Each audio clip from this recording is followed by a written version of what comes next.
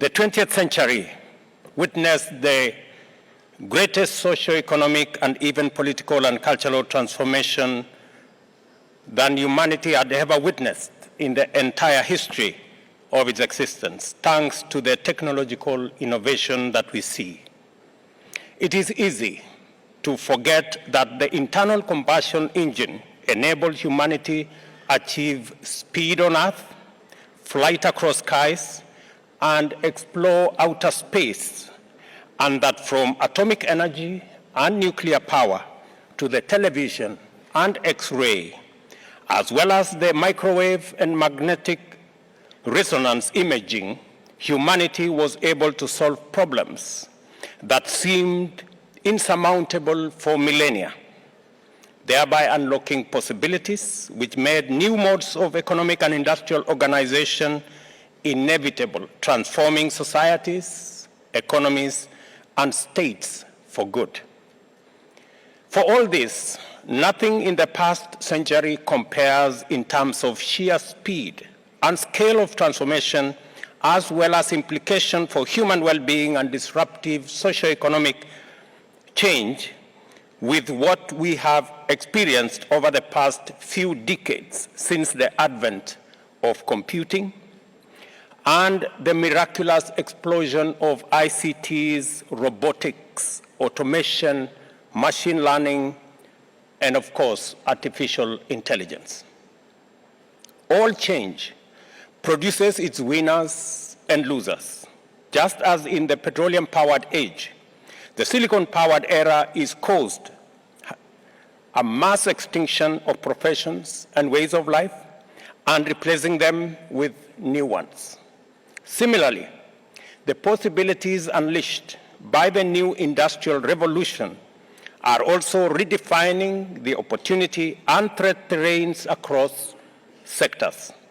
There has never been a time when thresholds of change were not only periods of intense debate, but also controversy. Innovations elicit resistance and attempts to suppress or adapt it to the status quo.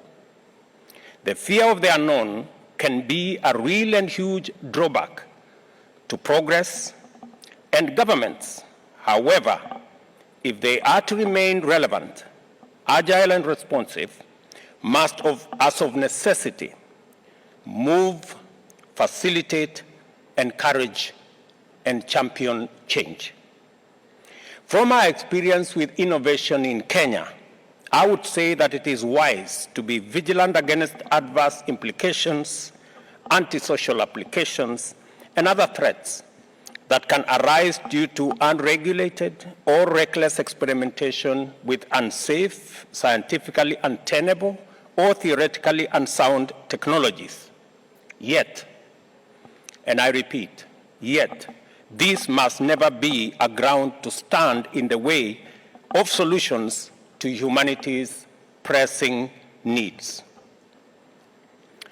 Our proudest moment as Kenya, which has come to define our country in the digital technology space, is mobile money, and Mokhtar Diop has referred to it shortly, which first emerged in our country as M-Pesa. When Safaricom launched the service 17 years ago, the country's banking sector was up in arms, pointing out that Safaricom had set out to conduct banking business without either obtaining a banking license or undergoing the rigors of banking regulation. For its part, the public eagerly embraced the liberating efficiency of mobile phone-based cash transfer. Many types of businesses quickly saw the benefit of cashless transaction and persuaded banks to enable them conduct their banking over the phone. After rigorous debate, Kenya opted to face the future with courage, and M-Pesa became the legendary driver of trade and commerce that it has become, transacting $1.2 billion every day, serving over 5 million enterprises, 61 million customers across 8 countries and counting. In Kenya, we understand that the soul of innovation is the constant endeavor to meet public demand by providing solutions to problems, efficiently delivering effective services, and transforming challenges into productive opportunities. With this understanding, we have exploited our digital revolution to transform the public and private service delivery landscape, enabling government to reach more people, accelerating the performance of key sectors, serve the previously marginalized, achieve inclusion, and improve the well-being of all, especially vulnerable and disadvantaged groups. Using mobile phone-based digital technologies, we have, for example, been able to register 5 million farmers and facilitate timely last-mile delivery of appropriate farm inputs. In an economy powered by an informal sector which provides over 70% of employment and contributes to more than 75% of our GDP, our transformation agenda in Kenya dictated that affordable credit and financial inclusion be made available to the majority as a matter of urgency. The Financial Inclusion Fund, or the Hustler Fund, has made this nearly possible, liberating millions from predatory lenders through a digital lending and savings platform powered by our telcos. Affordable credit is now a normal part of everyday business in our MSME sector. As we speak, the Hustler Fund serves 18.2 million customers and has disbursed $280 million in the last 1 year.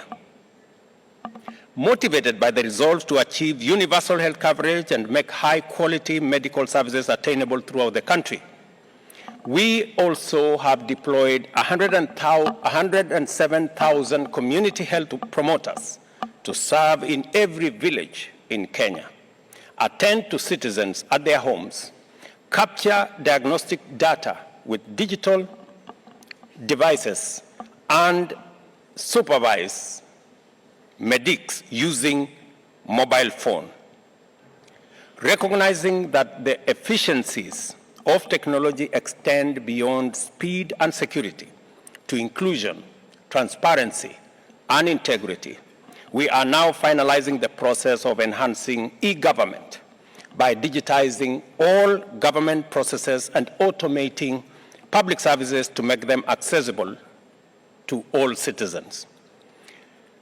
In the last 1 year, we have digitized government services from 5% to 80%. The plan is to make government 100% digital by the end of this year. From the difficult conversations Kenya had at the advent of our digital revolution in 2007, we have fully embraced the brave new world of digital governance and service delivery, together with all the benefits it brings. There is no doubt that changes, threats, and dangers exist, as they inevitably do in every field of human endeavor. What is required is unrelenting vigilance on a global scale, achievable through collective action, involving leaders and citizens in the public and private sector, back home and internationally. I will give you a personal experience. When I went to one village, and this speaks to the power of energy, technology, and youth in our continent. I went to one college in a village 400 kilometers from Nairobi in Kaiboi. And I meet this young man, Brian. And Brian is a diploma student who, because of the internet, because he has a computer and there is electricity, he now works for an AI company in Germany. Mind you, Brian does not have a passport. He has never been to the city of Nairobi. But because of technology, internet, and electricity, he now works not for a supermarket, but an AI company in Germany. That is what technology, innovation, power, and internet can bring. Previous approaches to climate action have placed the world's economies in a difficult position of having to choose between development and climate action. At the first African Climate Summit held in Nairobi in September last year, Africa defined its place in this discourse. With its abundant endowment of natural resources for green industrialization, including resources for green critical transition minerals, carbon sinks, and arable land, as well as the highest green energy potential from solar, wind to hydro and geothermal, Africa is the de facto epicenter of a green industrial revolution. It is no longer tenable nor sustainable to extract natural resources from Africa, processed elsewhere, using green gas-emitting technologies. Green industrialization in Africa will simultaneously address unemployment, reduce inequality, discourage migration, while enhancing manufacturing efficiency and industrial sustainability. All it takes is investment, which calls for a measure of boldness and intentionality, like that which channeled investments that turned the desert of Middle East to give us flourishing, futuristic centers like Dubai. We must not allow the fear of the future unknown deprive bright youngsters like Brian of opportunities. If we sacrifice the benefits of progress hoping for security, we risk losing both. And if ever there was a case for great urgency in formulating a framework for deployment of AI and machine learning, young Brian and his cohort places it in sharp focus. We must not hesitate to mobilize collective action and even anchor it through a dedicated multilateral agency concerned with how humanity will flourish on a thriving planet in the future, where we can all contribute resources and knowledge to improve our collective chances of winning now and winning in the future. Let me give you one final touch. Our tourism product has always been sustainable. Millions of tourists each year come to experience the global phenomenon of magical Kenya, a total of scenic beauty, unique flora and fauna, beautiful culture, and delightful hospitality. However, Kenya is not just the Silicon Savannah that is globally competitive digital ecosystem where solutions are constantly developed. Our Savannah grasslands plain is the theater where the earliest man confronted nature